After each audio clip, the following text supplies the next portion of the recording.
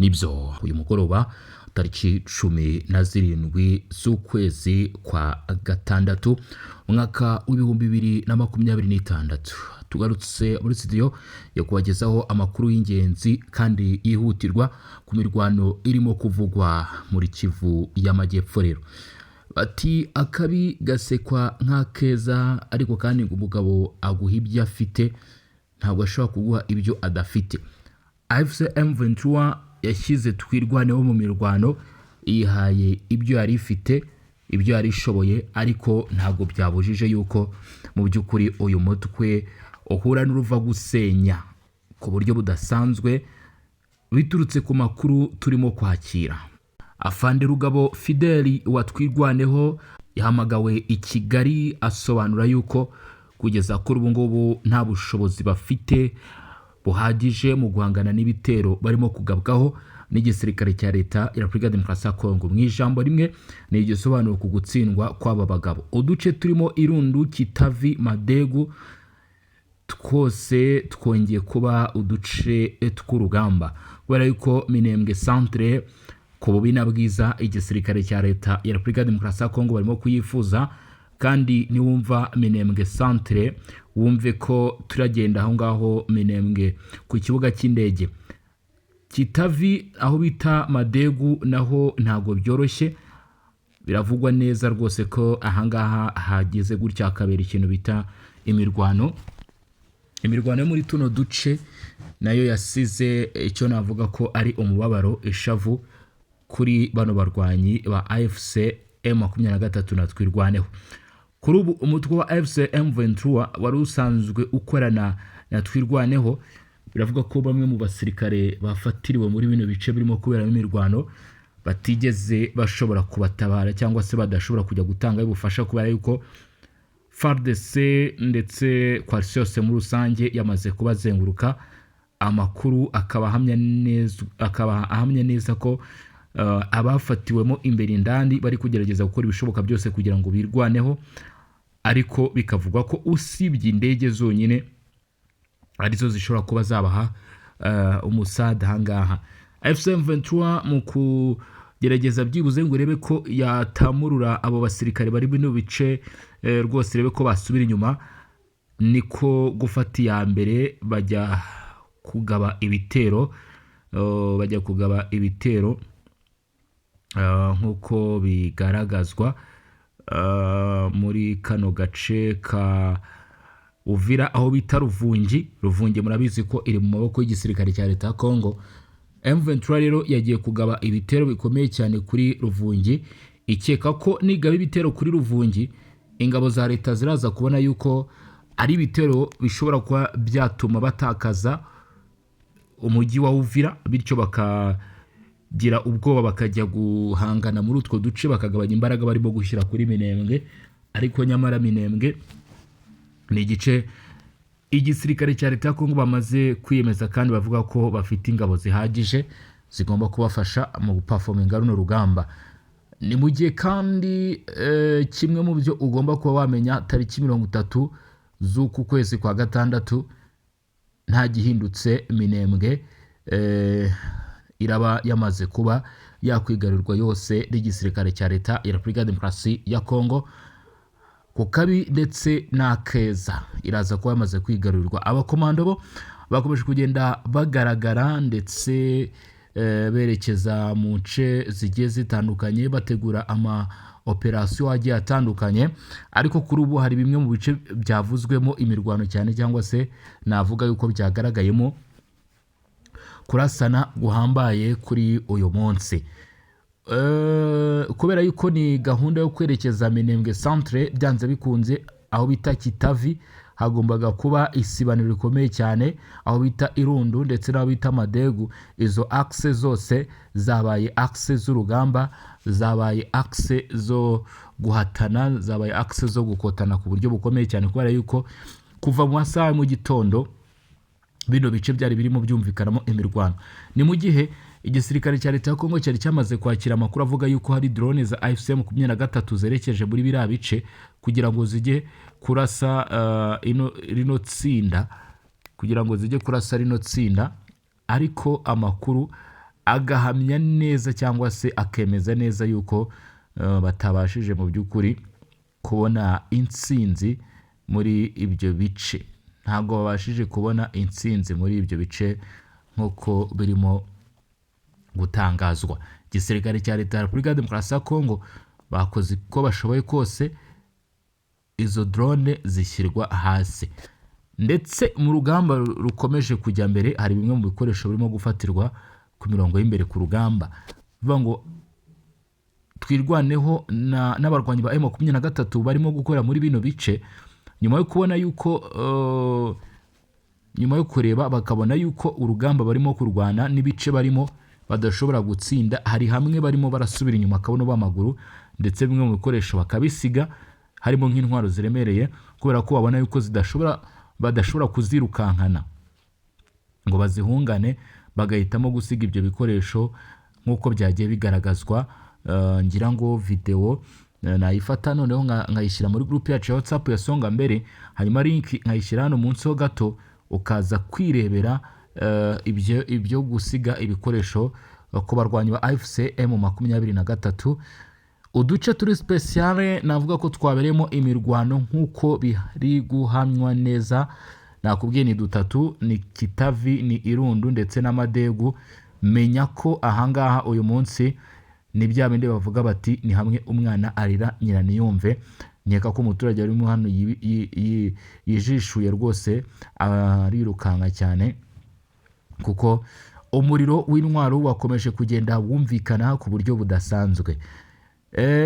Bivugwa neza cyangwa se biratangazwa yuko kuri ubu ngubu nk'uduce tuherereye aho bita Miyenge, aho bita Makiana, Mishwe ndetse n'aho bita Mbushi, Akiyama ndetse n'aho bita Bushumbe, ibyo bice byose birimo biragaragaramo ubwiganze bwinshi bwa Wazalendo, ndetse indake zamaze gucukurwa. Imiyoboro yo kurwanamo ndetse uburyo bwose bushoboka bwamaze gushyirwaho. Bivuga ngo mu mashyamba ya hano mu Minembwe harimo kuberamo ikintu bita imirwano ikomeye cyane. Kuva ku isaha y'isa 9:37 imirwano yongeye kumvikana hafi na Minembwe centre, nk'uko ano makuru arimo kutugeraho. Ariko bikavuga ko ngo FARDC yaba yamaze gufata Irundu, Kitavi ndetse n'Amadegu. Rwose ngo utu duce bashobora kuba bamaze kudufata, kubera yuko n'imirwano yamaze kugera. Turi kubona ibihamya cyangwa se ibimenyetso bigaragaza ko Minembwe centre arimo kuberamo imirwano ku isaha y'isa 9:30 isaga. Imirwano yari yatangiye kuvuga, ni igisobanuro kigaragaza ko muri bino bice bindi bamaze kuharenga, kubera ko ntabwo wajya kurwana Minembwe centre kandi udafite umusozi wa Kitavi, ntabwo bishoboka. Ni imirwano rero yamaze gufata indi ntera. Ibitangazamakuru byakojeje rwose icyo navuga ko ari ibaba muri wino barandika. Reka turebe rero. Mu gihe imirwano ikomeje gufata indi ntera mu misozi miremire ya Minembwe, aho abarwanyi batwirwaneho bafatanyije na M23 barwana n'ihuriro rigizwe n'ingabo za leta ya Congo FARDC, ingabo z'u Burundi FDL n'imitwe wa Wazalendo. Amakuru aturuka muri Kivu y'Amajyepfo yemeza ko urugamba rukomeje kuba isibaniro ku mpande zombi. Bivuze ngo uyu munsi cyangwa se izi sabu tuvugana uyu mugoroba, ushatse wakomeza ko ibice bitatu byambuye M23, Irundu, Madegu ndetse na Kitavi, kubera yuko ntabwo wambwira ukuntu barimo kurwanira hano muri Minembwe centre bataratambuka ibyo bice. Kandi bita Afande Fidel watwirwaneho yari yavuze ko ngo bagiye baguterwa mu bice bigiye bitandukanye kandi badafite ubushobozi bwo kuza gukomeza kurwana, byanze bikunze baza gusubira inyuma, ndetse ngo n'abashobora kuza kubaha ubufasha bari kure bishoboka. Ikigeretseho inzira bagomba kunyuzamo ibikoresho ndetse nabo baza, byanze bikunze hagombaga kubaho matekwa nako bari buhagere, kubera ko ni bice birimo abasirikare, ni bice bishobora kubamo ambushi, bakavuga bati icyo dufiteho no kwirwanirira. Ni imirwano iri kuba mu gihe ingabo za leta zikomeje gukoresha imbaraga zidasanzwe zirimo indege z'intambara za Sukhoi, drone ndetse n'imbunda kabuhariwe nk'uko birimo gutangazwa. Kuri ubu rero M23 nayo bikavugwa ko ngo yakoresheje indege. Amakuru ava muri Minembwe aravuga ko ihuriro ry'ingabo za Kinshasa ryatangije ibitero ku 30 y'ingenzi rigamije gusatira ndetse no kwinjira muri Minembwe Centre. Aya ni amakuru ya mbere yuko ibi ndimo kukubwira bigerwaho. Icyerekezo cya mbere ni Mikenke werekeza Kitavi. Ahangaha niho hari kubera imirwano ikomeye hagati y'ingabo za leta ndetse n'abarwanyi batwirwaneho. Mbere na mbere yuko nkubwira bino bice, iyi Mikenke inyibukije Poezero AFCM 23. Sinzi ibintu nayo noneho isigaye yitekerereza mw'abantu mwe. Uyu mutwe rwose ntabwo urimo kurwana buri professional, byanze bikunze gutsindwa kugomba gutsindwa, kubera yuko ubu tuvugana M23 nibigiye kujya kugaba ibitero Ruvungi. Ntabwo ndibuze kubona ko M23 afata Uvira, yarananiwe gufata Poezero. Ko no kwipasa muremure, no kwipasa muremure byanze bikunze ahangaha n'ubundi biraza kuba byababera nk'uko byagenze ahangaha. Ahubwo mbona ko M23 ari kwiye gushyira hamwe, kuko M23 irimo iragaba ibitero mu duce twinshi idashobora no kuba yagenzura mu gihe yaba idufashe, mu gihe yaba itugezemo. Kubera ko urumva nk'ahangaha twirwaneho, umwe mu bayobozi babo yavuze ko ngo ntago bafite ingabo zihagije ndetse n'ibikoresho byerekana ishusho ndetse n'isura yo kuba koko mu by'ukuri uyu mutwe nyine urimo kwipasa muremure. Hari rero Mikenke werekeza Kitavi. Aha niho hambere FARDC yahise itagetinga ko iri buce yerekeza Minembwe Centre. Agace ka Kitavi gafatwa nk'ingenzi cyane kuko karimo umusozi wa Kitavi ufite abafite amahirwe menshi yamufasha kugenzura Minembwe. Nibyo nababwiye, niba bamaze kumanuka uyu musozi bakaba ari kumvikana mu nkengero za Minembwe Centre, byanze bikunze Kitavi yamaze gufatwa. Nubwo iri huriro rya FARDC na Wazalendo ryakomeje kugaba ibitero kuri uwo murongo, amakuru agaragaza ko twirwanaho gikomeje kuhagaragara. Ku murongo wa kabiri wa Bidegu ndetse na Karinge, ihuriro rya Kinshasa ryifashishije imitwe y'ingabo kabuhariwe irimo Hibu ndetse n'abo bita Serpents Noir mu Gifaransa kabisa. Ahangaha kiba cyamaze kuba Igifaransa. N'undi mutwe rero udasanzwe w'ingabo za leta ya Kongo wifashishijwe mu by'ukuri muri tuno duce Black Snakes. Iyi mitwe irafashwa na drone z'intambara.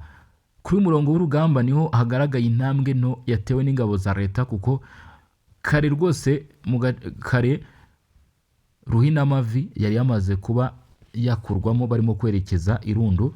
Ari nayo mpamvu mwumvishe imirwano yavuzwe aho bita Irundu. Irundu rero irafatwa nk'agace k'ingenzi kuko iri hafi ya Minembwe Centre ku ntera itarenze kilometero 10.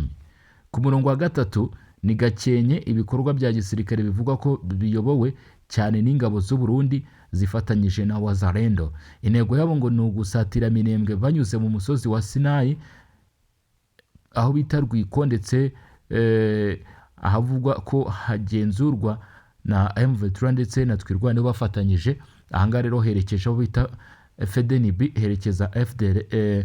Ndabona na FDL bayivuzemo ngo nayo rwose irimo irafatanya nabo, ariko ingabo za leta zagiye zibihakana na Wazalendo. Uribuze kwibaza rero kuki ubu kugeza uyu munsi tumaze iminsi tubona imirwano iri kuvugwa Minembwe kugeza ku kigero abantu birengagije yuko Rubaya yari yasatiriwe bamaze kugera muri kilometero 8, ibitero byamaze kwasatira, ariko ukabona ko imbaraga zashyizwe aho bita Minembwe. Minembwe ni imwe mu ngingo z'ingenzi z'umutekano muri Kivu y'Amajyepfo. Wabyanga utabyemera, hari ikibuga cy'indege, hahuza uduce tugiye dutandukanye. Kugenzura byatanga inyungu za gisirikare n'iza politike ku ruhande rwose rw'ababigeraho. Amakuru aturuka muri aka gace avuga ko ubutegetsi bwa Kinshasa bwihaye intego yo kuba bwisubije Minembwe mbere y'umunsi mukuru w'ubwigenge bwa Repubulika Demokarasi ya Kongo uba ku itariki 30 Kamena, mu rwego rwo kwerekana intsinzi ifite ubusobanuro bwa politike n'igisirikare ku barwanya leta. Ku rundi ruhande twirwana na FCM 23 nabo bafata kurinda Minembwe nk'ikimenyetso gikomeye cy'ubushobozi bwabo bwo guhangana n'ihuriro rinini ry'ingabo zirimo FARDC, Wazalendo ndetse n'abandi. kugeza uyu munsi rero nubwo wumva utwo duce ari izingiro rikomeye, ni inyungu ku ruhande rumwe cyangwa se urundi, ibi biragira ingaruka zikomeye cyane ku baturage. Mu gihe impande zombi zikomeje guhangana, abaturage nibo bakomeje kugirwaho ingaruka zikomeye. Amashuri yarahagaze, ibikorwa by'ubuvuzi byarangijwe, numvisha n'abavuga ngo kaminuza yarashwe hariya muri biriya bice, ukumva ko bikomeje kuba ingorabahizi ku batuye turiya duce. Hari amakuru yemeza ko hari amazu y'abaturage yatwikiwe muri iyi mirwano, muzi ayasenwe n'ibitero byavuzwe ko ari iby'indege. Aha hose biracyari ingorabahizi. Abaturage bahunga uyu munsi bakagenda, hari bamwe bahuriramo n'indwara zigiye zitandukanye zirimo n'ibikomere, kubona imiti bikababera ibibazo. Ubu tuvugana biravugwa ko neza rwose hakenewe ubufasha bwihutirwa bwatangwa byibuze kugira ngo hagire igikorwa. Andi makuru rero aragaragaza ko iyi AFC M23 nubwo irimo ikorana na Twirwaneho, ikaba nanone yarasabwe guhagarika imirwano igashyira intwaro hasi, ariko bakaza kwinangira umutima. Vuba bidatinze dushobora kubona Twirwaneho imanitse amaboko ikakora icyo bita CCRF ndetse ikishyikiriza ingabo za leta, kuko ibingibi biri mu masezerano mu by'ukuri yagiye asinwa. M23 ikinangira. Abitwa Mahoro Peace Association bafashe icyemezo, bandikira Leta Zunze Ubumwe za Amerika basaba yuko rwose ngo bahabwa agahenge. Urumva, ibaze kuba FARDC irimo irarwana na zino nyeshyamba, bikagera noneho aho abo ku ruhande rw'izi nyeshyamba barimo kwisabira agahenge. ngira ngo murumva icyo FARDC irimo gukora. Urumva umuriro uburyo urimo urumvikana hariya muri Kivu y'Amajyepfo, murumva urusasu uburyo rurimo kwaka hariya muri Kivu y'Amajyepfo, ni ibintu navuga ko bidasanzwe. Rero kugeza kuri ubu ngubu Mahoro Peace Association biravuga ko ngo bandikiye bita Marco Rubio bamusaba ko yategeka uruhande rwa Kinshasa rukababarira byibuze, rukabagirira impuhwe, rukaba rwahagarika nyine bino bitero ndetse n'ino mirwano. Ariko amakuru akavuga yuko Amerika isa nkaho yabyirengagije, ko kugeza kuri ubu ngubu ntacyo barasubizaho. Nyaka kari nko kubabwira bati ni ibintu mwishoyemo cyangwa se mwishizemo, ni muhagarare hamwe. Ariko urumva uburenganzira bwo bugomba kubahirizwa. Iyo umuntu bura mu rugamba, imbohe ibigomba kuba yarekwa nyine. Iyo umuntu yemeye ko atsinzwe, ubwo aba yatsinzwe. Niba bemeye rero gutsindwa, baraza kubareka. Ni urugamba rukomeje kuba amagasa, nubwo ihuriro rya Kinshasa rikomeje gukoresha ubushobozi burimo indege, drone n'ingabo zidasanzwe. Amakuru ava ku rugamba agaragaza ko kugeza ubu ntabwo barafata Minembwe Centre. Urumva ko haracyakeneye kongerwamo ubushobozi, haracyari imirwano. Abarimo kuvuga ngo imirwano ngo urugamba rwawe rugamba ruracyaba, kuko abangaba bavuze ko batari buze gusubira inyuma badafashe Minembwe.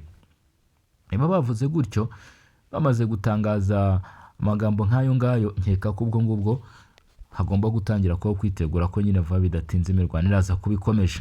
Ku rundi ruhande nubwo Twirwaneho na AFC M23 bakomeje kwihagararaho ku mirongo myinshi y'urugamba, nabo bakomeje guhura n'igitutu gikomeye gituruka ku bitero biri kugabwa icyarimwe ku mpande zigiye zitandukanye. Tubabwiye mu by'ukuri inzira zigera kuri eshatu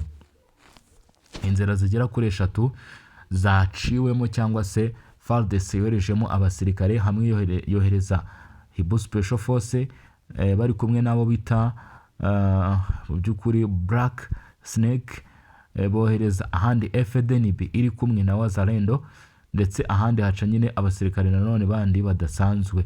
Ibi biragaragaza ko urugamba rurimo kuba noneho, cyangwa se no mirwano irimo kuba, ni imirwano yateguwe ku buryo buhagije, n'urugamba rwateguwe ku buryo buhagije, rwabanje kwigwa, ndetse byanze bikunze M23 isabwa ingufu n'imbaraga zikomeye cyane byibuze kugira ngo babe batsinda runo rugamba, cyangwa se bakwegukana intsinzi. Kuko nihaza kubaho kujenjeka, ntago zino ngabo ushaka wazitsinda.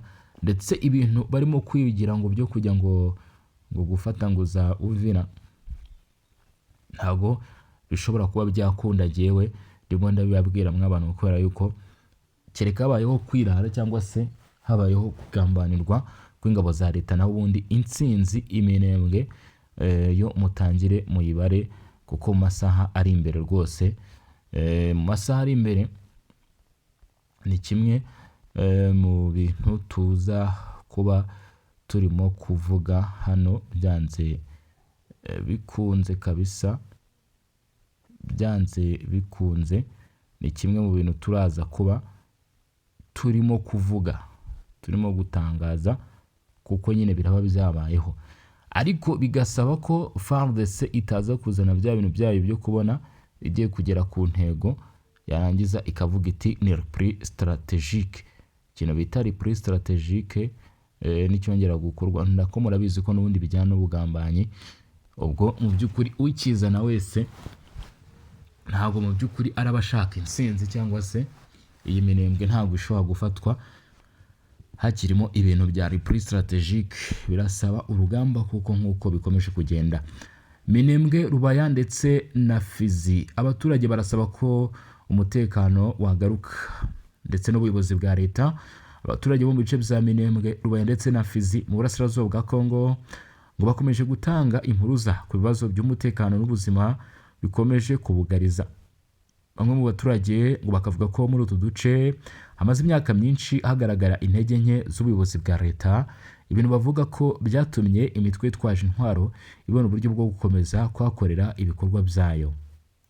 Nk'uko byagaragajwe mu butumwa bwashyizwe ahagaragara n'uwitwa Anastasie Nakikunda Makembo, yavuze ko ari umukobwa wiyemeje guteza imbere amahoro n'iterambere muri Fizi na Kinshasa. Abaturage bamwe bavuga ko mu Minembwe hamaze imyaka irenga 19 abaturage bahura n'ibibazo bishingiye ku kubura serivisi za leta ziri mu buyobozi, ubutabera n'izindi serivisi z'ibanze. Bavuga ko ibi byatumye umutekano urushaho kuzamo ibibazo, mu gihe abaturage bakomeje kwibasirwa n'intambara n'ibikorwa by'imitwe itwaje intwaro. Muri ubu butumwa havugwamo imitwe itandukanye irimo Twirwaneho, Gumino, Red Tabara, FNL, ROI, RI, ADF ndetse niyo bita Al-Shabaab ndetse na M23. Aho umwanditsi w'ubutumwa agaragaza ko iyi mitwe ari ikomeje guteza umutekano muke ndetse no guteza ibibazo abaturage bo muri aka karere. Anastasie Nakikunda Makembo avuga ko nk'urubyiruko rwiyemeje guteza imbere amahoro bafite inshingano zo gukangurira abayobozi ba politike n'inzego za leta kugira ngo bafate ingamba zikomeye zo gukemura ibibazo byugarije abaturage. Asaba ko habaho ubushakashatsi bwimbitse n'uburyo bwose bushoboka bwo kugaragaza ukuri ku makuru atandukanye akomeje kuvugwa ku bibera muri utu duce. Ibi bije nyuma y'aho ambasade y'Ubufaransa muri Repubulika Demokarasi ya Kongo yarutse gusohora itangazo rihakana amakuru yavugaga ko hari abasirikari b'Abafaransa bari mu bice bya Rubaya, Fizi, Minembwe, nyamara bamwe mu baturage bavuga ko hakiri amakuru atandukanye ku kibazo cy'ikorwa ry'ingabo z'amahanga muri utu duce, bityo bagasaba ko inzego zibishinzwe zakora iperereza ryigenga kandi rikagaragariza abaturage ukuri. Abaturage bavuga ko icy'ingenzi atari uguhakana cyangwa kwemera amakuru runaka gusa, ahubwo ko hakenewe ibikorwa bifatika byatuma ubuyobozi bwa leta bwongera kugera muri utu duce. Ngo bagasaba ko serivisi z'ubuyobozi, ubutabera, uburezi n'ubuzima byasubizwa abaturage ndetse n'umutekano ugacungwa n'inzego za leta zirimo FARDC na polisi y'igihugu.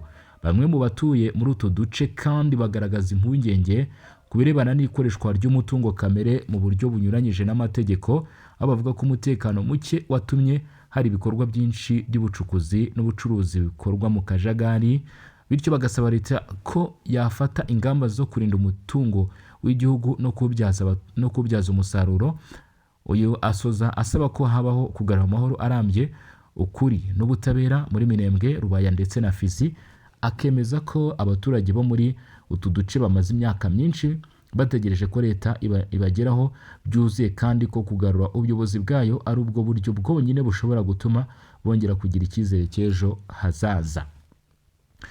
Nubwo hari ibirego n'ibitekerezo bitandukanye bivugwa ku ruhare rw'ibihugu cyangwa imitwe imwe n'imwe yitwaje intwaro, kugeza ubu byinshi muri byo biracyakeneye kugenzurwa no kwemezwa n'inzego zibifitiye ububasha. Gusa abaturage bo muri Minembwe, Rubaya na Fizi bavuga ko icyo bifuza mbere ya byose nta kindi ni amahoro ni umutekano, n'ubutabera ndetse n'iterambere birambye bitari bya cyabakanga byo kuba umunota umwe bigahagarara, bakavuga yuko nyine bifuza amahoro ndetse n'umutekano.